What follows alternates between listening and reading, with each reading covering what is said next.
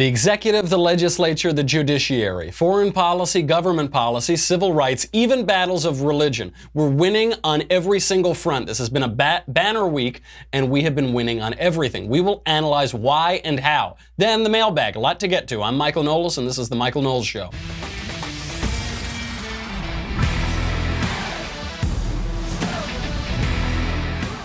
It's time to join the conversation again. Did you know that? The Supreme Lord of the Multiverse is up on Tuesday, July 17th, 5:30 Eastern, 2:30 Pacific. Andrew Klavan answers your questions. Moderated by whom?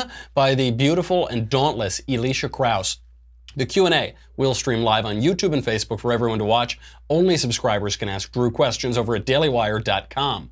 Check out the pinned comments on this video for more information. We're making it easy, serving it up to you on a silver platter. Look at those pinned comments. Once again, subscribe to get your questions answered by Andrew Klavan, Supreme Lord of the Multiverse, on Tuesday, July 17th. That's 5:30 Eastern, 2:30 Pacific, and join the conversation. Banner week, folks. We are bathing in leftist tears all week on every single front. We'll explain why. Before we get to that, let me make a little money, honey. Let me keep the lights on in here. You know, Ben has been chomping at the bit to fire me since the day I met him. I didn't even work here before he wanted to start firing me. Please go and check out Software Advice. Software Advice is really a great solution if you have a small business, especially. When you're dealing with a real head scratcher, having your go-to person on call, that's a no-brainer. That's why you've got to find out about Software Advice. You might know this if you're a small business owner, if you've ever worked in a small business or a startup developing business.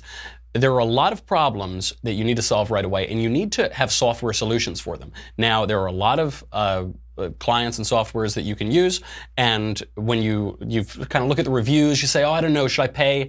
Because a lot of times they're pretty expensive. Should we pay this much for this per month? What's really the best tailor to my business? Forget about all that. You now have someone in your corner can give you all of the research that they've done. Their team of advisors at Software Advice can point you in the right direction. You can start working more effectively right away. How much does it cost, Michael? How much do I have to pay for all this incredible advice? I knew you'd ask that. It's free. People tell you that nothing in this life is free. Well, Software Advice is, and it's really helpful. It will save you a ton of money and maybe more importantly, a ton of time. When you're getting a business started, you just need some expertise right away. Otherwise, you'll be spinning your wheels. Go to softwareadvice.com/Knowles, Knowles, just like Beyonce. Answer a few short questions about your business. You'll be connected to an advisor to discuss the best software options for your needs. Talking to an advisor takes just 10 minutes or less. I'm a millennial. I don't do anything that takes more than 10 minutes. It's really good. Whether you're a medical professional, construction manager, or HR pro, you name it, Software Advice will save you time and help you make a more informed decision.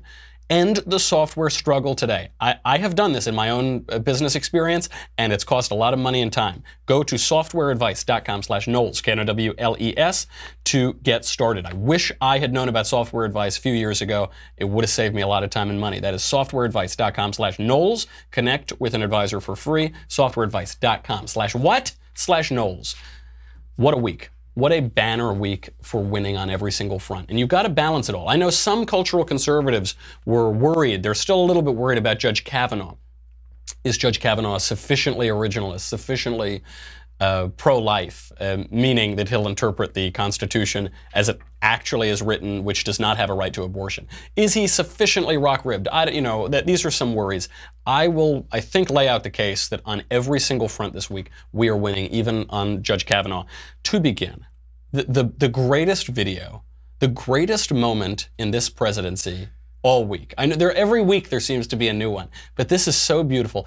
Donald Trump talking to a bunch of freeloading Europeans, as well as the German nation, the worst nation in the history of the world, which has destroyed civilization on multiple occasions. Here is Donald Trump talking to our freeloading NATO allies. Never been allowed to have happened, but Germany is totally controlled by Russia because they were getting from 60 to 70% of their energy from Russia and a new pipeline. And you tell me if that's appropriate, because I think it's not. And I think it's a very bad thing for NATO, and I don't think it should have happened. And I think we have to talk to Germany about it. On top of that, Germany is just paying a little bit over 1%, whereas the United States, in actual numbers, is paying 4.2% of a much larger GDP. So I think that's inappropriate also. We're protecting Germany, we're protecting France, we're protecting everybody. And yet we're paying a lot of money to protect. Now, this has been going on for decades. This has been brought up by other presidents, but other presidents never did anything about it because I don't think they understood it or they just didn't want to get involved. But I have to bring it up because I think it's very unfair to our country. It's very unfair to our taxpayers. And I think that these countries have to step it up, not over a 10-year period. They have to step it up immediately. Germany is a rich country.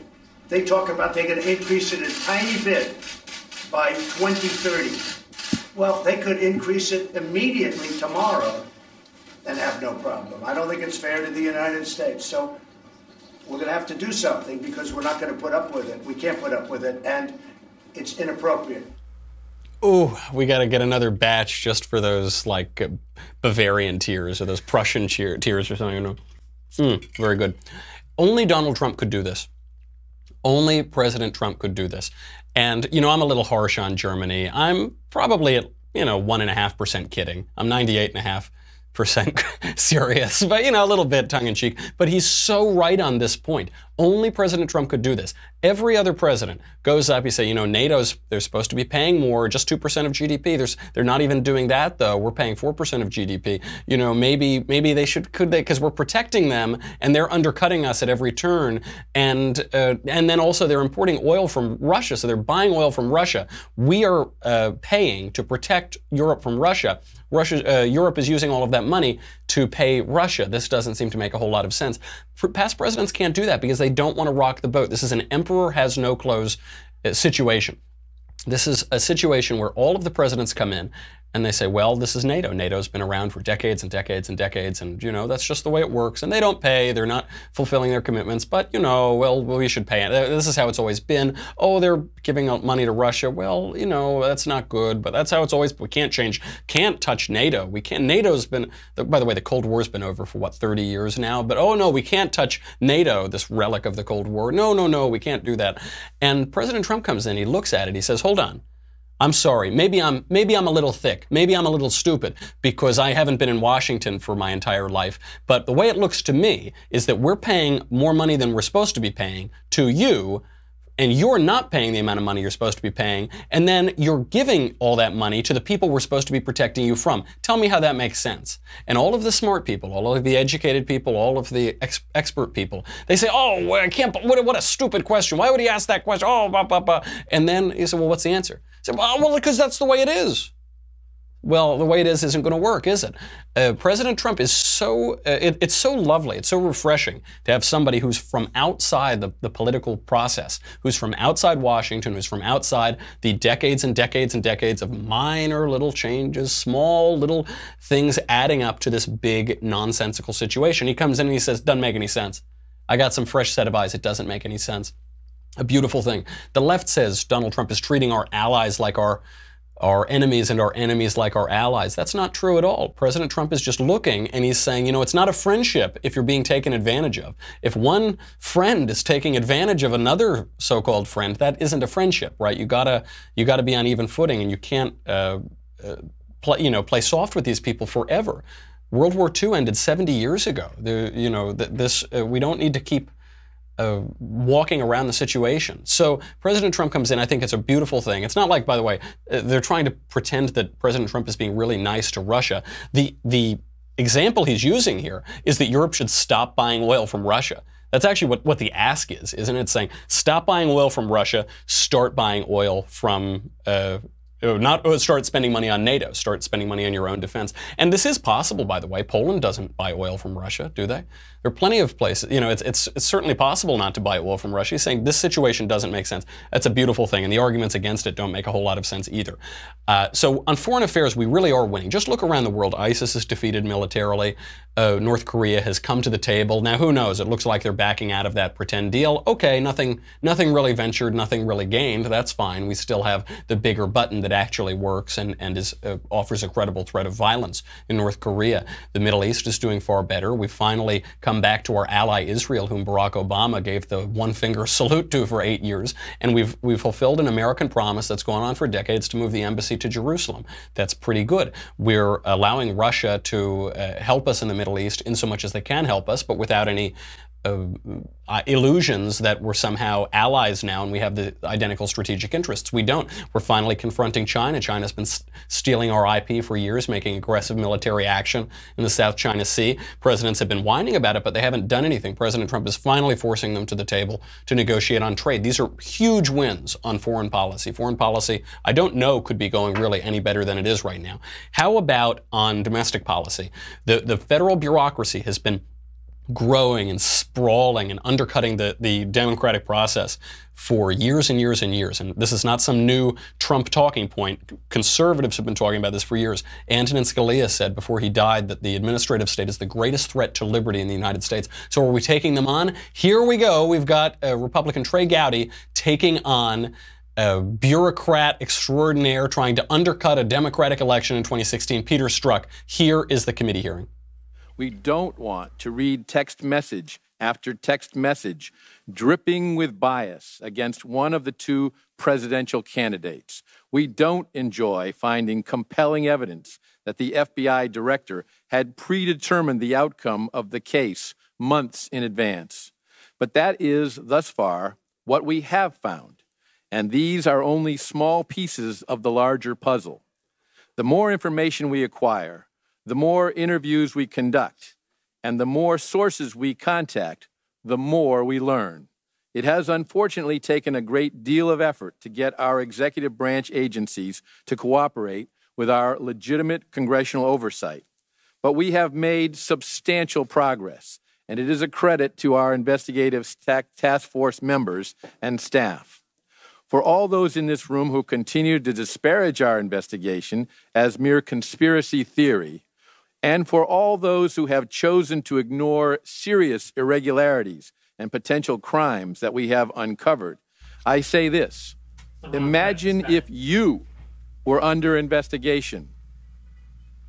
Well, they gave me the wrong clip, but that one actually works well, too, because he makes the good point. Bob Goodlatte makes the good point. He says, imagine you're under investigation. Because there's, oh, how dare you question the integrity of these FBI agents who have no integrity, Peter Strzok and Lisa Page. And people who are cheating, having an adulterous affair with one another, people who are, with colleagues, by the way, that's a real #MeToo moment, people who are saying we're going to subvert the democratic process. And he says, to my colleagues out here, imagine that you're being investigated by people who are saying outright, we're going to use the power of the administrative state to subvert the democratic process. Imagine it's you. Imagine it's, hey, Cory Booker, we're going to stop Cory Booker from getting elected senator. Imagine it's Dianne Feinstein. Imagine it's you. And I think they'd all be terrified, of course. There was a great exchange, though. A great exchange, which unfortunately I guess we don't have it, but I'll recount it to you. I'll get to relive it. It's really animating me all day, which is Trey Gowdy is confronting Peter Strzok. He says, Mr. Strzok, how many interviews did you conduct before you said, we're going to stop him, we're going to prevent Trump from being president, he's not going to be president, F Trump? He says, and what does Strzok do? He just he won't answer the question. He's refusing to answer. He's filibustering. He goes, well, if a train leaves St. Louis, they're going 48 miles an hour, and he talks about whatever. And then Trey Gowdy comes in. He says, that's a great answer to a question that nobody's asking. Answer the question. How many interviews? How long? And I think the airspeed velocity of a swallow is, and he says, yeah, answer the question, And then he says, well, one interview, two, whatever, no interviews, 1, 2 interviews. And he says, good, was that so hard? Answer the question. Now, of course, Strzok is giving his testimony now. This is one of the, dishonorable FBI agents who was investigating Trump, got fired from the Mueller investigation because he obviously has bias. And he's not going to answer. The point of this is not that he's going to answer questions and we're going to finally get answers. We're not going to. At one point in the hearing, he says, well, I don't appreciate how you're doing this, Mr. Gowdy. And Gowdy goes, well, I don't give a damn what you appreciate. You're a dirtbag. I don't care what you appreciate. And what's important about this is that exchange. The important thing here is not that we get answers from Strzok. We're not going to get answers from Strzok. He's going to say, I need to talk to counsel. I need to talk to them. I don't know. I'm not, But at least we're exposing them. This is something that we're finally able to do because of technology and because of the new political climate. The left was trying to use the mainstream media, the federal bureaucracy, whatever, any tool at their disposal to overturn a presidential election. We'll explain how in just one second. I got to talk about movement. You know how I know that we have to do that? Because I'm wearing my movement watch. I love movement. I wear this watch every day. You've heard me talk about movement many times. Those two college dropouts that started their own watch company.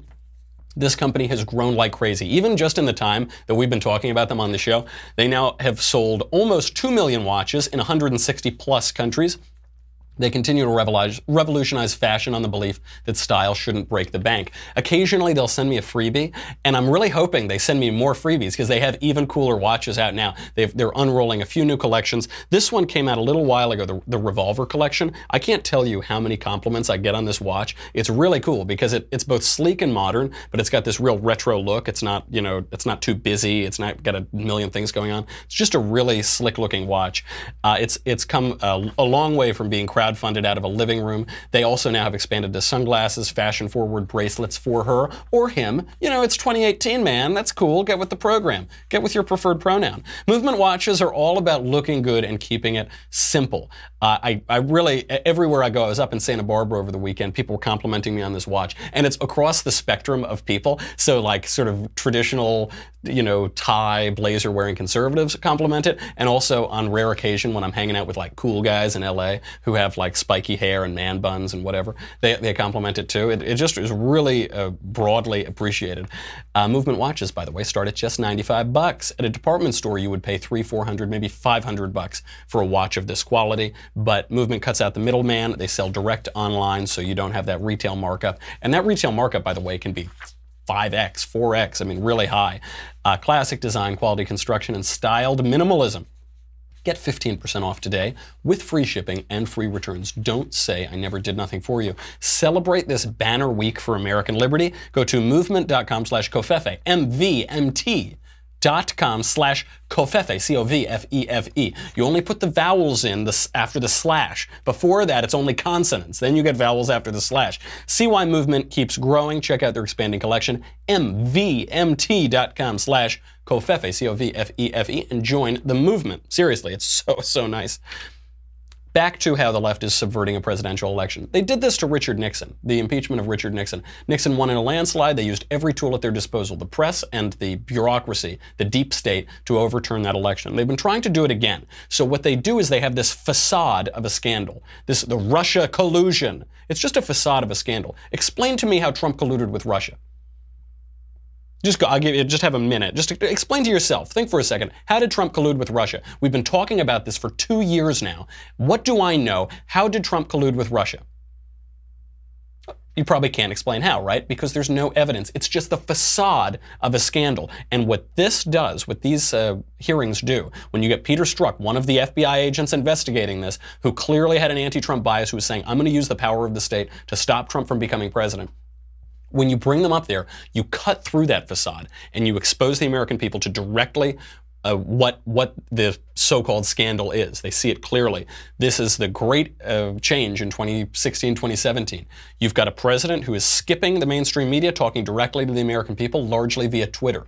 You can cut through that with congressional testimony. You can cut through that with live streaming. You can cut through that with tweeting. You can just cut through the facade and see it for what it really is. This is all about optics, and the optics look really bad for Peter Strzok here because he goes on. I mean, you can watch the testimony. I wish we had the clip of him stammering like an idiot, but he looks arrogant. He looks guilty. He looks like he's hiding something. He obviously is hiding things because he won't answer very direct questions that there is no reason that he shouldn't answer them other than he's going to make himself look like more of a dirtbag than he already does. So you get to see that directly. This is a beautiful thing. It's the same thing, by the way, with the Stormy Daniels arrest. You might have seen that Stormy Daniels was arrested in a strip club in Ohio for violating state law.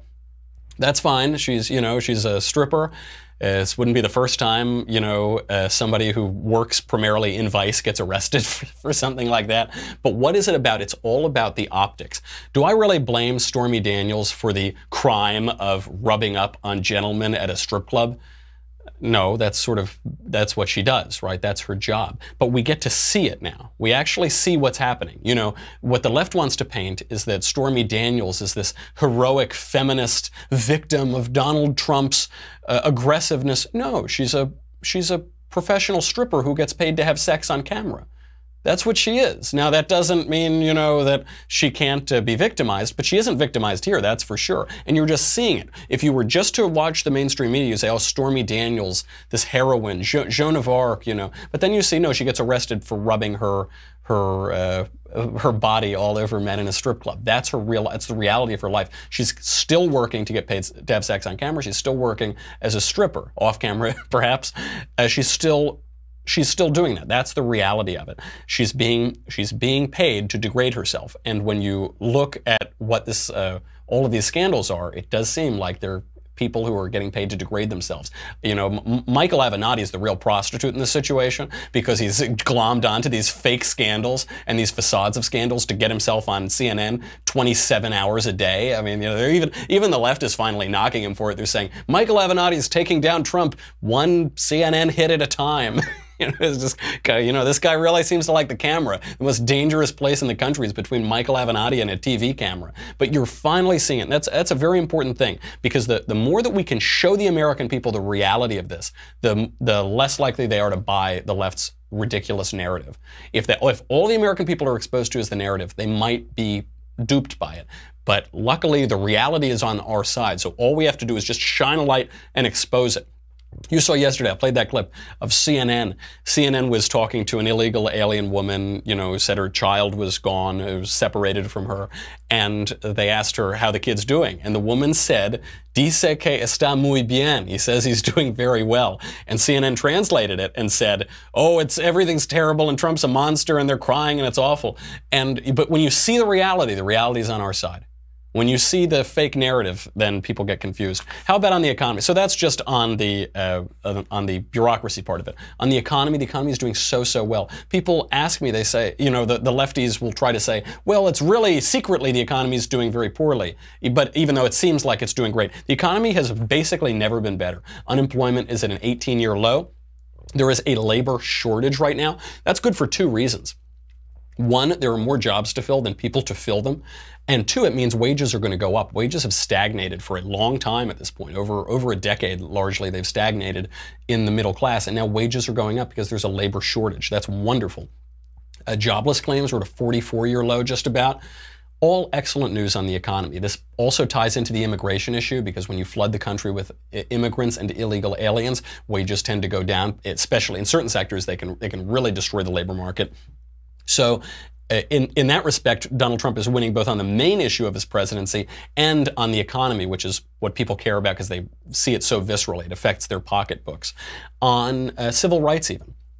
This is one that nobody on the left is reporting on, but even this week, we are winning tremendously. The DOJ under President Trump is reopening the case of the murder of Emmett Till.